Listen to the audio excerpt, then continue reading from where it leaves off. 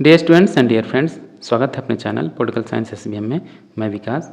पहले दोस्तों आइए आज हम लोग सॉल्व करते हैं बीपीएससी द्वारा आयोजित 7th फेज़ की जो शिक्षक बहाली परीक्षा चल रही है उसके जो उच्च माध्यमिक विद्यालय अध्यापकों के लिए जो भर्ती है जो कक्षा 11 से 12 के लिए है और विषय जो है राजनीति विज्ञान यानी पॉलिटिकल साइंस या राजनीति शास्त्र या नागरिक शास्त्र से संबंधित जो प्रैक्टिस सेट हम लोग सॉल्व करें उसी क्रम में आज प्रैक्टिस सेट नंबर 3 सॉल्व करेंगे। प्यारे दोस्तों, किसी भी एग्जाम के लिए बेहद ज़रूरी है कि आप उससे रिलेटेड प्रैक्टिस सेट या प्रीवियस ईयर के क्वेश्चन पेपर उनको सॉल्व करेंगे, ज़्यादा से ज़्यादा सॉल्व करिए कीजिए ताकि आपका कॉन्फिडेंस बढ़े। इससे एक ये लाभ होता है कि जो आप पढ़ रहे हैं तो आपको पता चल जाता है कि आपको कितना मेमोराइज है, आपने कितना गेन किया या और कहाँ कमी है, कौन से क्वेश्चन किस क्वेश्चन में डाउट है, तो आप उसे को सही से देख सकते हैं। तो इससे जो आपका एग्ज़ाम है उसको क्लियर करने में उसकी संभावना और बढ़ जाती है। तो भगवान करे कि सबका सिलेक्शन, जो भी आप वीडियो देखें उन सबका सिलेक्शन हो। तो उसी क्रम में आइए हम लोग प्रैक्टिस सेट नंबर 3 सॉल्व करते हैं। आगे बढ़ने से पहले आपसे रिक्वेस्ट है कि जिन साथियों ने अब तक चैनल को सब्सक्राइब नहीं किया है या अब तक पहली बार जो भी विजिट कर रहे हैं तो प्लीज़ आप चैनल को सब्सक्राइब कीजिए, क्योंकि ये प्रैक्टिस सेट बेहद महत्वपूर्ण है। इसकी डिमांड भी बहुत ज़्यादा है और जो ये तैयार किए हैं ये डॉक्टर रंजीत कुमार सिंह जो वर्तमान में बिहार सरकार में आईएएस के पद पर तैयार हैं, के पद पर तैनात हैं, उनके दिशा निर्देश में तैयार किया गया है।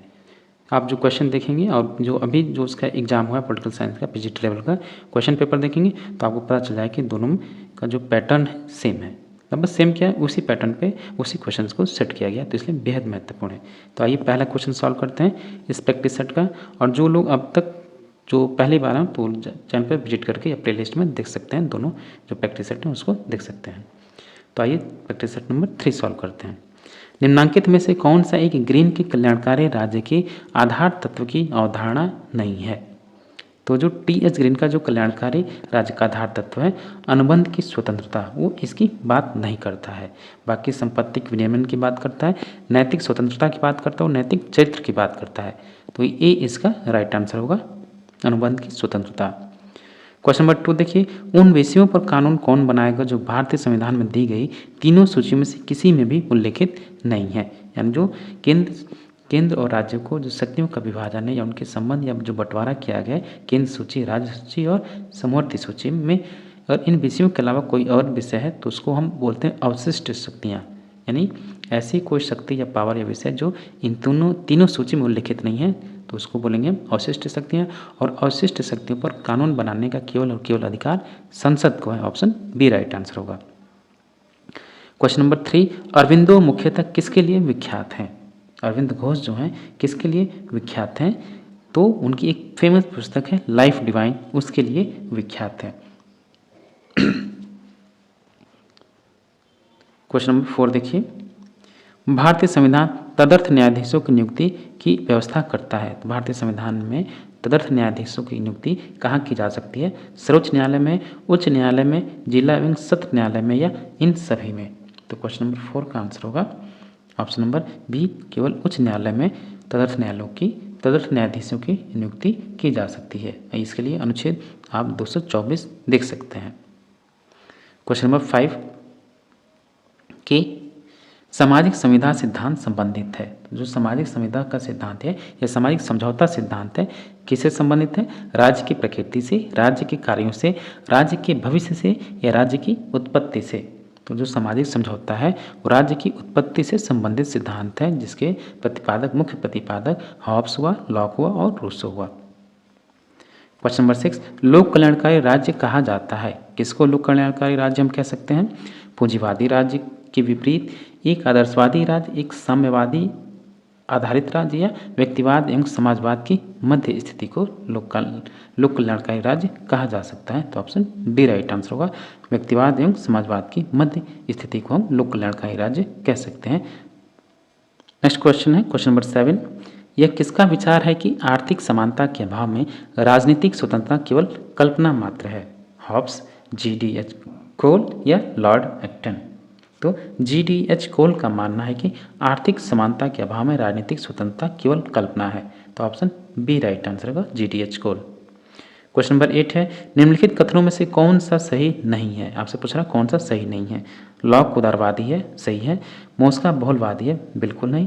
ये अभिजन सिद्धांतवादी है, एकलवादी है। हीगल आदर्शवादी है, सही है। और प्लेटो अभिजनवादी है, सही है। तो ऑप्शन बी राइट आंसर होगा। मोस्का बहुलवादी न होकर अभिजनवादी है।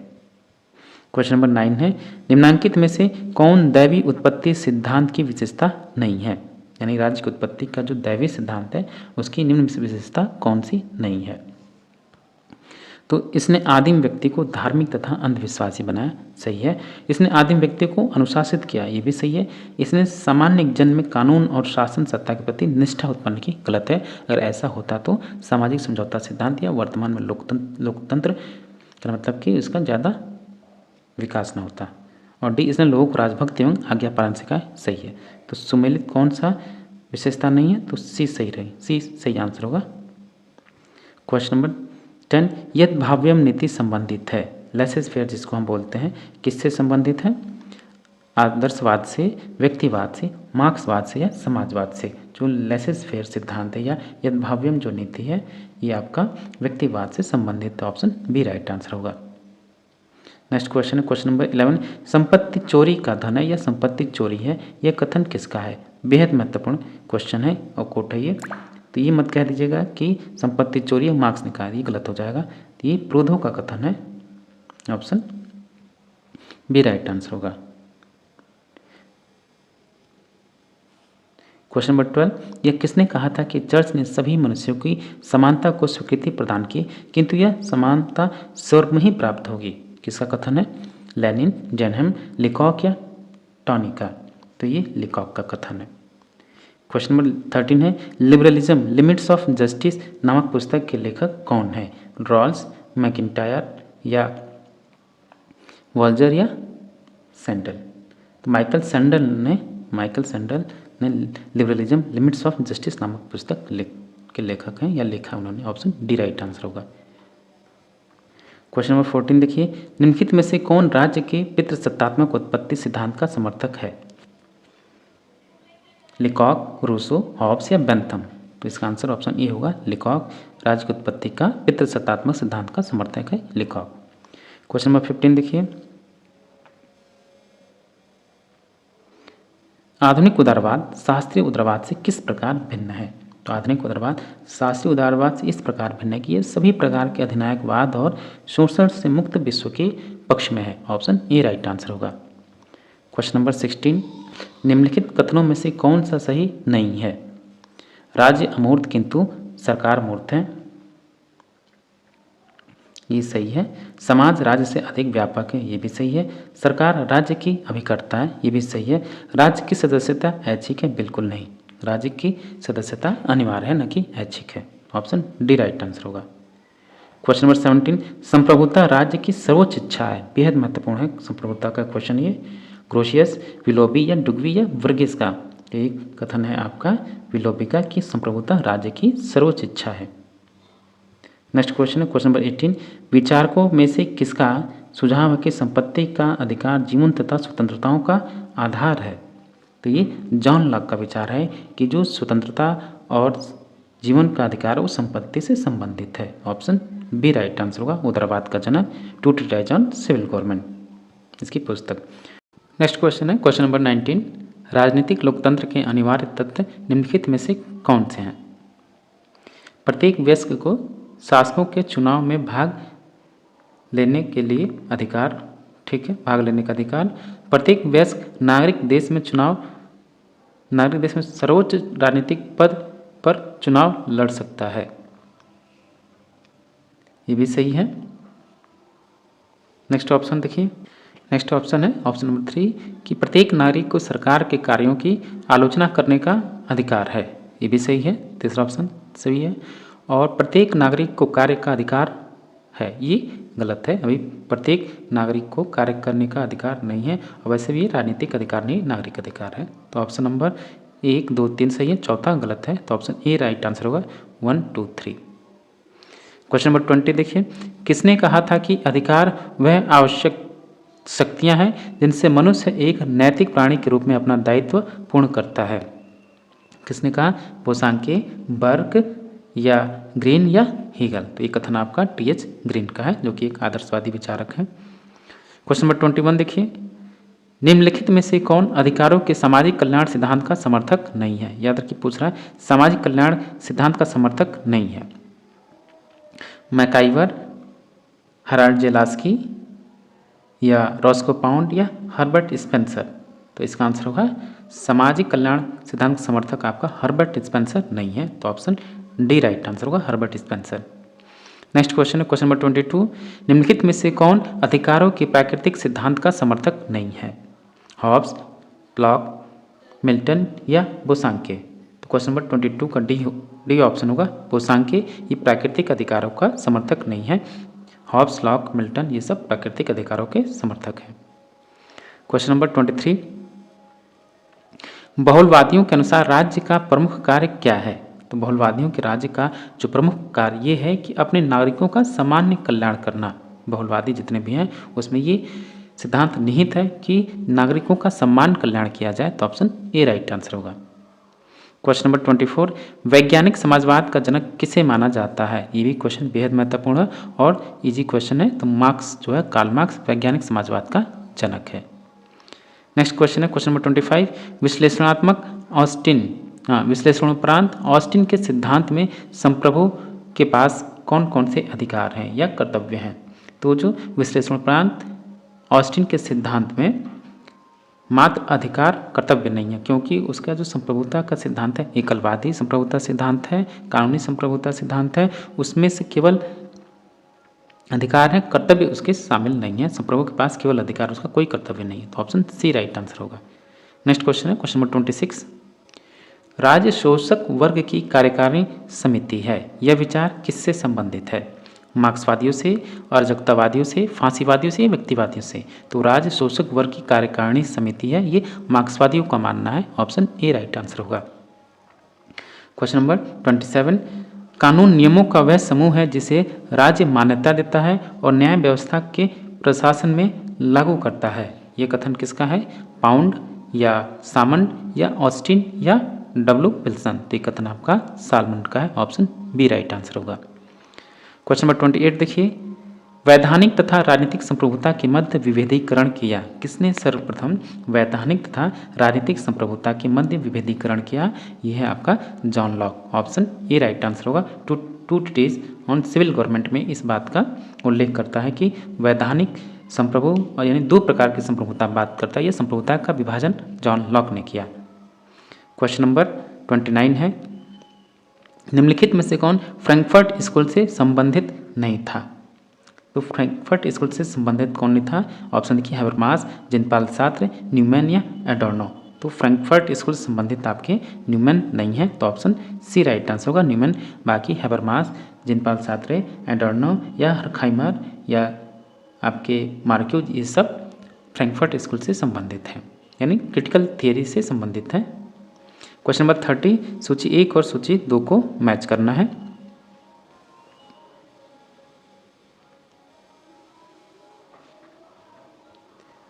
तो एक तरफ है रीजनल इकोनॉमिक कमीशन और उनसे संबंधित उनके मुख्यालय। तो इकोनॉमिक कमीशन फॉर यूरोप, ये आपका स्थित है स्विट्जरलैंड में। सॉरी हाँ सही है, यूरोप में अवस्थित है। इकोनॉमिक कमीशन फॉर अफ्रीका, ये इथियोपिया में संबंधित है। Economic commission for Latin America, ये चिली से संबंधित, चिली में इसका मुख्यालय है।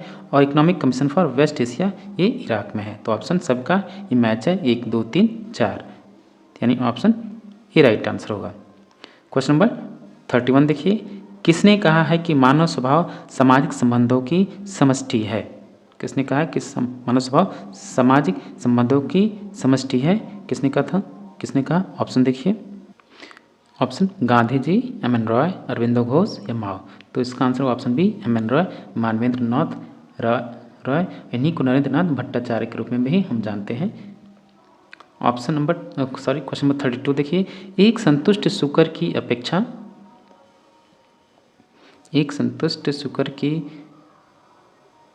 अपेक्षा एक असंतुष्ट मनुष्य होना श्रेष्ठतर या बेहतर है। ये कथन किसका है और बेहद फेमस कथन है ये। तो ये कथन आपका जॉन स्टुअर्ट मिल यानी जे.एस. मिल का कथन है। क्वेश्चन नंबर 33, निम्नलिखित में से किसने लोकतंत्र का बहुमत की निरंकुशता के रूप में वर्णन किया है? लोकतंत्र को बहुमत की निरंकुशता के रूप में किसने वर्णन किया है? तो ये है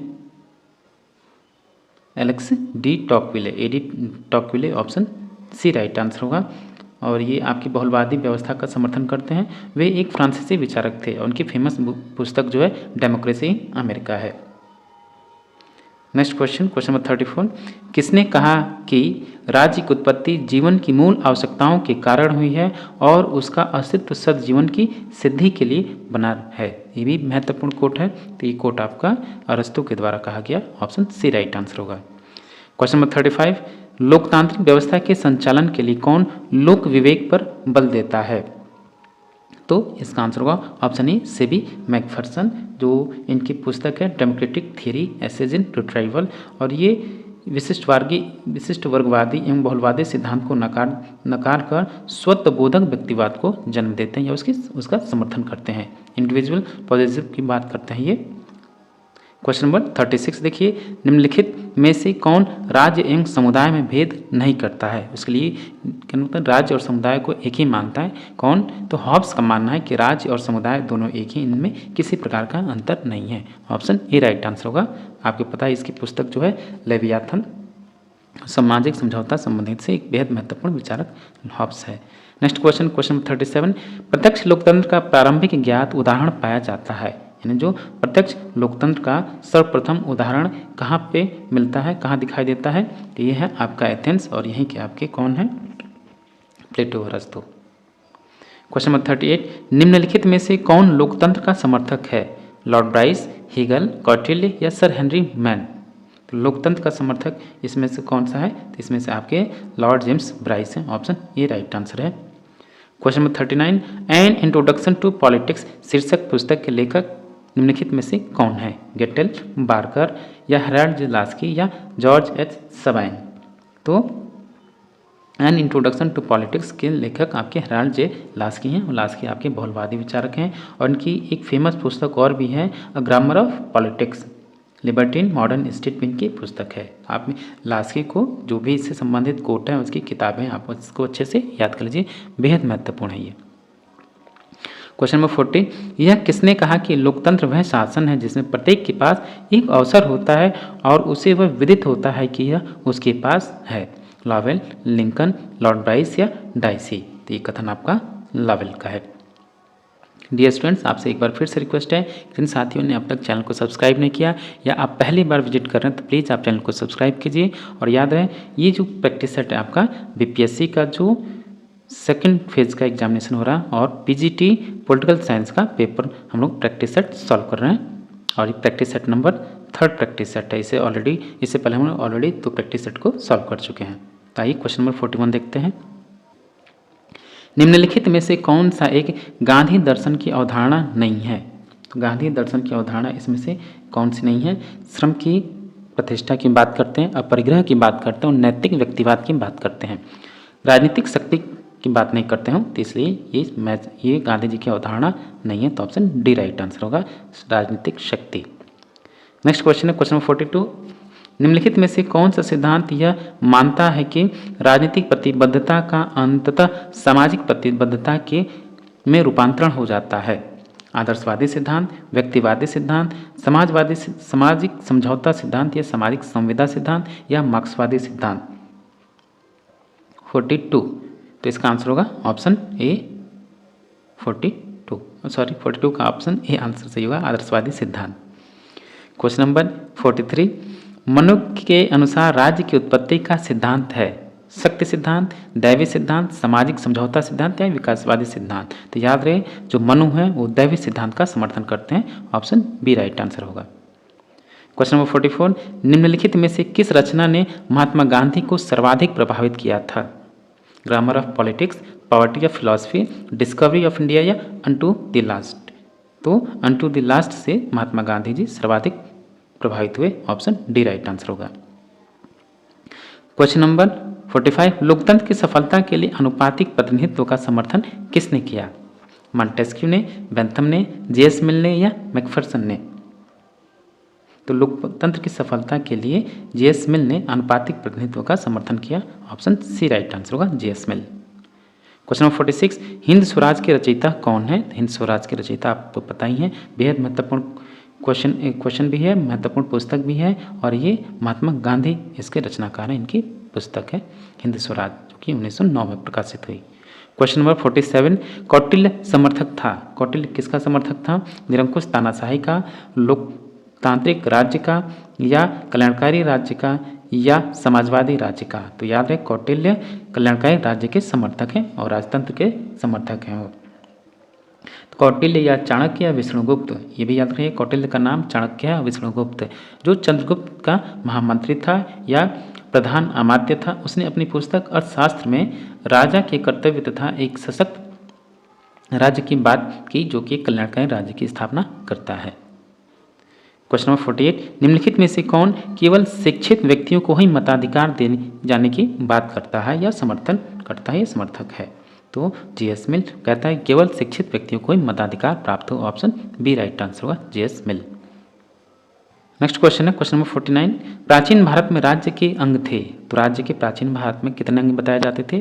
जितने प्राचीन विचारक हैं राज्य को सप्तांग सिद्धांत की बात करते हैं, और सप्तांग सिद्धांत में राज्य के 7 अंग बताए जाते हैं, और राज्यों को इन्होंने एक आंगिक रूप स्वरूप प्रदान किया। तो ऑप्शन डी राइट आंसर होगा, 7। क्वेश्चन नंबर 50, कौन विधायिका को कानून निर्माण हेतु उपयुक्त निकाय नहीं मानता है? मॉन्टेस्क्यू, जेएस मिल, टी.एच. ग्रीन या एडमंड बर्ग? तो जेएस मिल विधायिका के कानून निर्माण हेतु उपयुक्त निकाय नहीं मानता है। क्वेश्चन नंबर 51, भारत के संविधान में न्यायिक पुनरावलोकन निम्नलिखित में से किस पर आधारित है? कानून का शासन या विधि की उचित प्रक्रिया, विधि द्वारा स्थापित प्रक्रिया या परंपराएं? तो भारत में न्यायिक पुनरावलोकन जो है विधि द्वारा स्थापित प्रक्रिया पर आधारित है, और ये प्रक्रिया आपने जापान से ग्रहण किया है, ये भी याद रखना चाहिए आपको। क्वेश्चन नंबर 52 है, संसदीय शासन व्यवस्था में क्या है? तो संसदीय शासन व्यवस्था में कार्यपालिका व्यवस्थापिका के प्रति उत्तरदायी होती है। जो कार्यपालिका है यानी लोकसभा, वो संसद के प्रति उत्तरदायी है, यानी विधायक के प्रति उत्तरदायी है या व्यवस्थापिका के प्रति उत्तरदायी है। ऑप्शन सी राइट आंसर होगा। क्वेश्चन नंबर 53 देखिए, अध्यक्षात्मक शासन प्रणाली जिस सिद्धांत पर कार्य करती है वह कौन सा सिद्धांत है? वह सिद्धांत है कौन सा है? तो अध्यक्षात्मक शासन प्रणाली शक्तियों के पृथक्करण पर आधारित है, उस पर कार्य करती है, सेपरेशन ऑफ पावर, जिसके प्रतिपादक आपके मॉन्टेस्क्यू हैं, तो कि उसकी पुस्तक का नाम स्पिरिट ऑफ लॉज है, और ये कहाँ फेमस है? यूएसए यानी अमेरिका में फेमस है। क्वेश्चन नंबर 54, भारत में पंचायती राज संस्थाओं में निर्वाचन का प्रबंधकर्ता कौन है? यानी भारत में जब भी पंचायती राज व्यवस्थाएं होते हैं उसका निर्वाचन कौन कराता है? तो उसका निर्वाचन राज्य का चुनाव आयोग करवाता है। ऑप्शन ए राइट आंसर होगा, जो कि अनुच्छेद 243 में इसकी व्यवस्था की गई है। क्वेश्चन नंबर 55, एकात्मक शासन की विशेषताएं क्या हैं? तो एकात्मक शासन जो होता है उसमें सभी शक्तियां केंद्र में निहित होती हैं, ये याद रखना है आपको। जो एकात्मक शासन है सभी शक्तियां केंद्र में निहित हैं। क्वेश्चन नंबर 56, भारत के उपराष्ट्रपति का निर्वाचन किस प्रकार होता है? तो भारत के उपराष्ट्रपति हैं उनका निर्वाचन सदन के दोनों सदस्यों के द्वारा होता है। याद रहे, इसमें जो नई आपके विधानमंडल के सदस्य भाग लेते हैं, नई विधान परिषद विधानसभा के सदस्य भाग नहीं लेते हैं, इसमें लोकसभा और राज्यसभा के सदस्य इसमें शामिल हैं। ऑप्शन बी राइट आंसर होगा।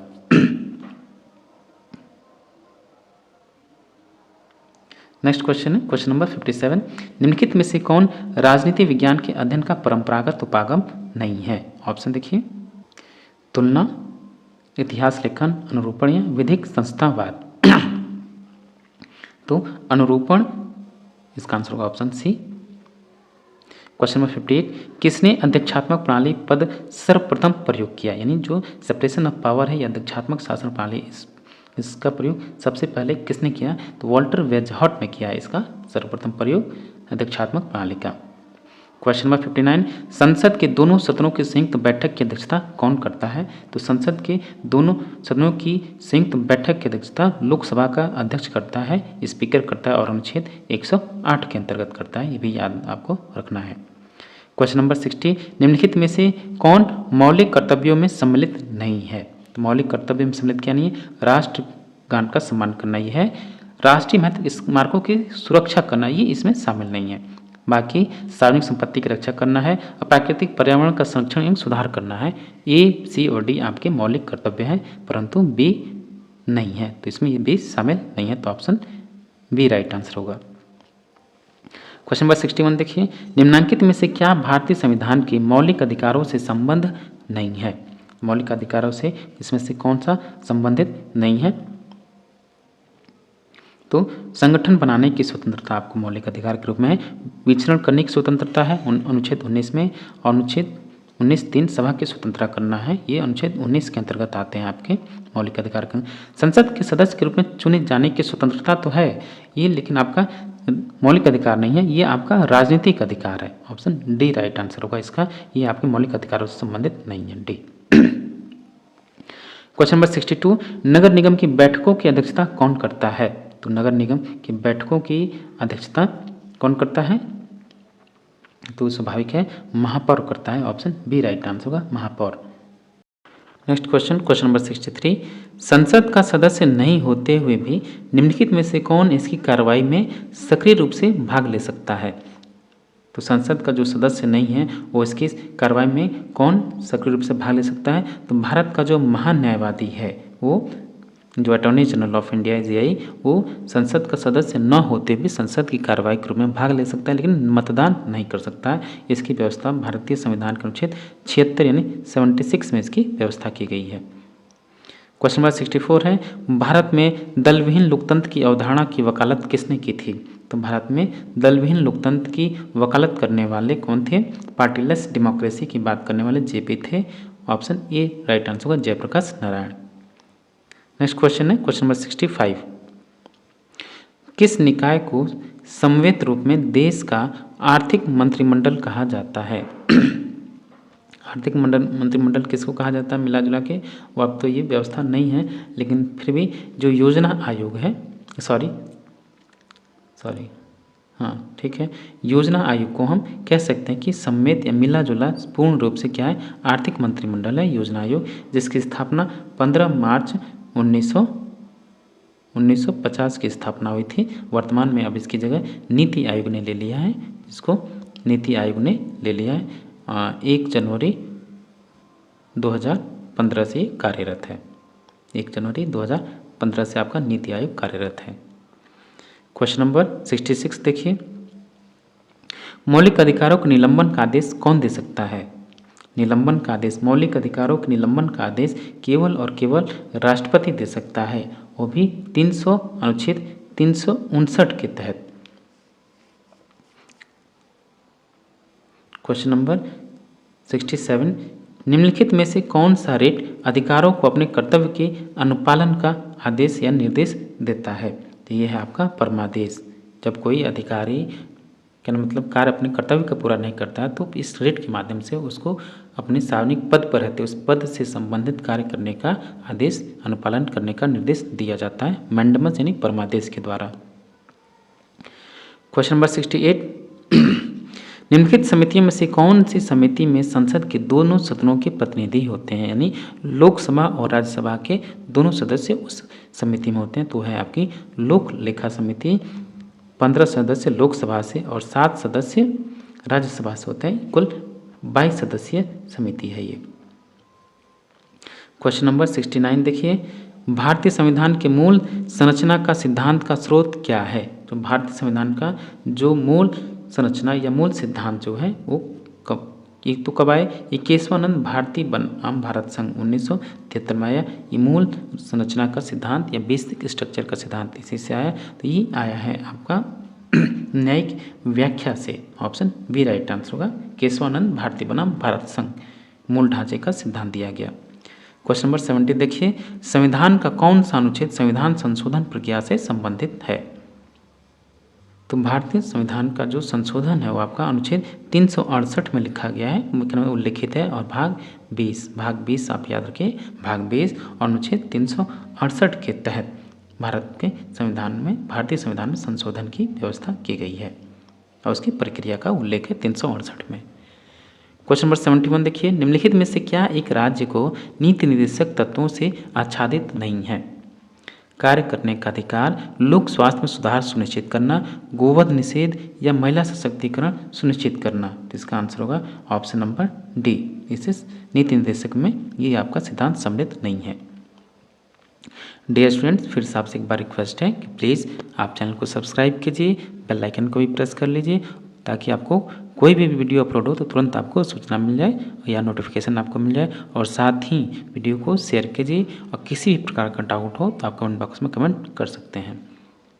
क्वेश्चन नंबर 72 देखिए, भारतीय राष्ट्रपति के विरुद्ध महाभियोग की प्रक्रिया प्रारंभ की जा सकती है, यानी किस सदन में जो आपका राष्ट्रपति है उससे संबंधित महाभियोग की प्रक्रिया आरंभ की जाती है, शुरुआत की जाती है।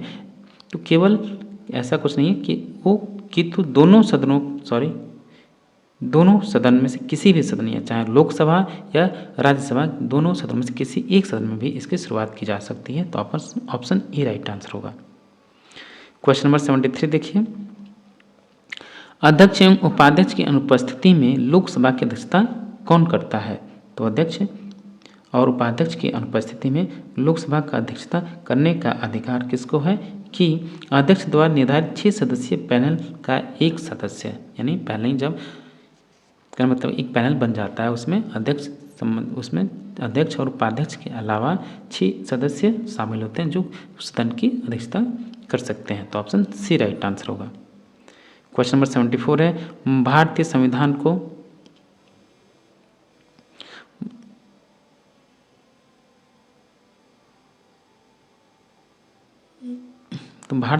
को वकीलों का स्वर्ग किसने कहा है? ये बेहद महत्वपूर्ण कोट है, कई बार एग्जाम में पूछा जा चुका है। आप चाहे तो प्रैक्टिस सेट भी देख सकते हैं या पीजीटी के जो भी एग्जाम होते हैं उसमें हम देख सकते हैं।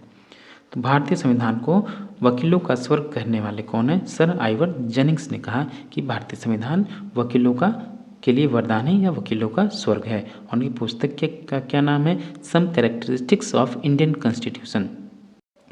नेक्स्ट क्वेश्चन है क्वेश्चन नंबर 75, राज्य की उच्च न्यायालय के क्षेत्राधिकार को बढ़ाया जा सकता है किसके द्वारा?